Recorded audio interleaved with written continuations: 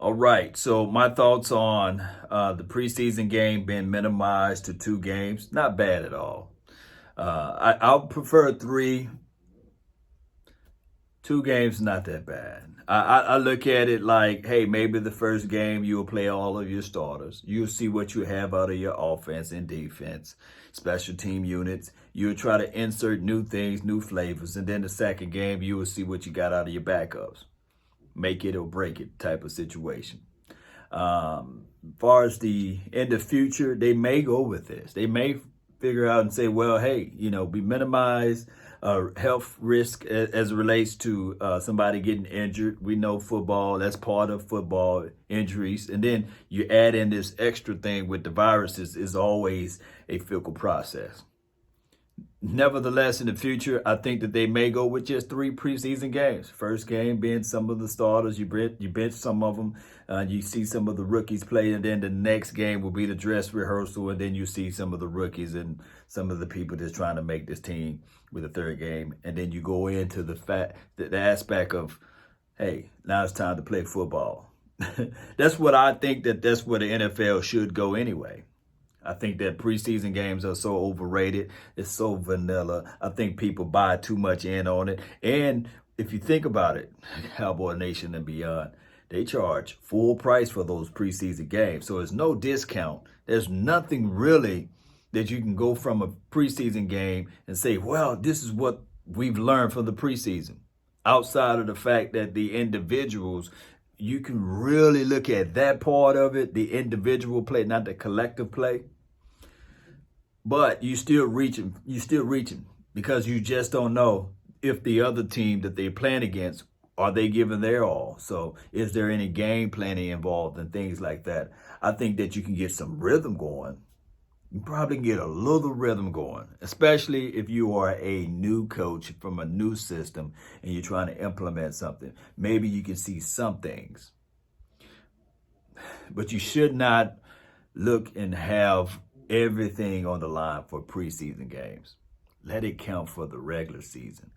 And I think that this particular team, the Dallas Cowboys, we need to start off quick, fast, in a hurry. We need to pick up everything. Of course, there will be some growing pains with this defense. That's natural. Because we got a lot of new faces on the defensive side of the ball. Young faces at that. And a lot of times it takes time for defensive units to gel together. So if there's a weakness on this particular team, I would say more so on the defensive side, because we just don't know. I'm just being real with you guys. We just don't know. Now, I can say, well, McCoy and D-Law, possible Alden Smith if he's really ready to play. And if you add in the fact with the Jalen Smith, if he's really ready to play. Oh, number 55, double nickel, LVE. Will he bring in some heat? That's all, speculation. So I think that with the defensive side of the ball, of course, we lost Byron Jones. I think that Diggs is wonderful. I love his tape out there, especially what he's doing one-on-one during this COVID crisis. I think that he's showing us some good stuff that he can do. But that's against air, and that's against his brother. Let me repeat, he's doing all of that against air and his brother. So it's still a big question mark. We would not see or know what can go on with this Dallas Cowboys defense until it happens, until we see something. Nevertheless, when we think about this particular team, we look at everything. We can still say with the offense, pretty much they bringing everything intact from what they had from last year. Tony Pollard, Ezekiel Elliott, Amari Cooper, Michael Gallup, Blake Jarwin, with the absence of Jason Witten. I think that we gained from just leaving him alone and letting him go to the Raiders land. I think that we gained in that category because we can now see a little bit more. And did I mention Sedarian CD, Lamb TD? I think that he brings in a powerful punch because you can line him up anywhere on the offense. So that is pretty good. Only question mark or big reservation, you can talk a little bit about the offensive line. But even if the offensive line was all intact and we had the same offensive line what we had last year, it's still one of those things where it's offensive line unit, they got to work together. They got to be on the same page. From the center, from the right guard, the right tackle, from the left guard and left tackle, they all got to be on the same page. That's the one unit that everybody got to be on the same page. You can't have false starts. You can't have slight hesitations. You got to know your alignment and assignments. And of course, that's all due to continuity and playing together and being on the right page. So I think the wide receiver core is okay. I think the running back core is okay. And of course, the tight end by committee, whatever you want to call it, I think that unit is okay. My biggest reservation would be the offensive line, but that goes with chemistry and time. On the defensive side, by it only being 2 preseason games,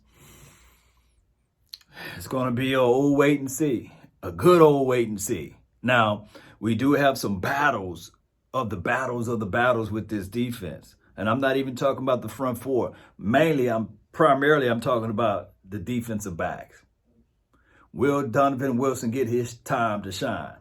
Oh, what you going to do with Xavier Woods versus Clinton Dix and Darian Thompson sitting there like, hey, y'all know I can play deep down inside the box. So if anybody come knocking on the door, it's going to be me. You could try to slide Xavier Wood on that spot, but I'm going to fight for that spot. Oh, Reggie Robinson, the rookies. Diggs, I think that he got a spot on his roster as a starter, but he got to fight for it. Worley's not going to sit back and say, oh, here you go because you're the rookie, because you got you a little money here and there. No, because you got Cheeto Woozier, Jordan Hip Pocket Lewis, and Anthony Get Down Brown. So you got all of those positionings that's fighting for a spot on this particular team, and nothing is given to those guys. They really got to look at it and say, hey, we can't mess up. We can't get sick. We can't get hurt, because this is the opportunity that I want to showcase and broadcast and put out to the world, right? And the linebacking corps, you can say, well, maybe there could be some fighting amongst them guys for a position, but you might as well staple piece Sean Lee in that rotation as a starter. You can put LV in as the starter and Jalen Smith. So those are cemented in. Now with the front four, maybe, just maybe, on that right end, Dorrance Armstrong sitting there like, hey, y'all forgot about me? Y'all forgot about me. Y'all talking about Bradley and I. Y'all talking about Alden Smith. You talking about bringing in Everson Griffin. You talking about Jadeveon Clowney and Tyrone Crawford. But I'm right here. I want to fight for this position. And then Joe Jackson sitting there like, hey, you think I'm just going to lay down? So all of this in the course of 1 month and a half, we got to figure that out. That's how close this thing is. It's July now, baby. It's July. Practices and everything else is about to start. Everybody is about to get things going. And on top of that, they trying to fight for these positions. They're not going to lay down. It's football flavor. It's football season. And when you look at it, these other divisions out here, we can't sleep on them. We can't sleep on the Washington Redskins. We can't go by what they did last year and the previous year. They got a new regime. A new coaching staff. And one thing that I can say about those Giants, they got Jason Garrett, who knows all of the staff members here or some of the key components here as it relates to the players. Now, I will say this. We're not worried about it. We got to look at it in this fashion, though. We got to. Jason Garrett will have a solid team over there. At the end of the day, the team will be solid. They got a running back that can run, even in between the tackles, catch the ball out of the backfield. They reinsured or reinvested in their offensive line, And the only weakness is, as I can see, is the quarterback play, because there's still something that we don't know what's going to transpire. And they got no wide receivers. They got a tight end, which is pretty good. And on the defensive side of the ball, DeAndre Baker's, he's in trouble. And I think that their cornerbacks really, you can sneeze all over them, I just don't really think that their defensive edge guys are going to be somebody that you can say, yeah, we in danger of them. And of course, like I said with the Washington team, new philosophy, new flavor, better coaching, and beyond. The Eagles, they the Eagles, basically. They play rough and rugged, and we always know that they're going to try to give us their best. So, without preseason games, all I can say is we got to be ready. We got to be ready. That first preseason game should be the dress rehearsal, and the second preseason game should be a situation where as we look at the guys that can possibly make this team and the rookies. All right, let me know your thoughts. Let me know how you guys feel of this particular team heading into 2020. Will there be a season? I'm going to always ask you guys that. Or will it just be a hit and miss here and there, and we wait for 2021? Post me your thoughts. Post me your concerns down below. Don't forget to hit that like button. Share this content. Let a friend, neighbor, foe know where to go when they want to tune in to Cowboys Sports Talk and beyond.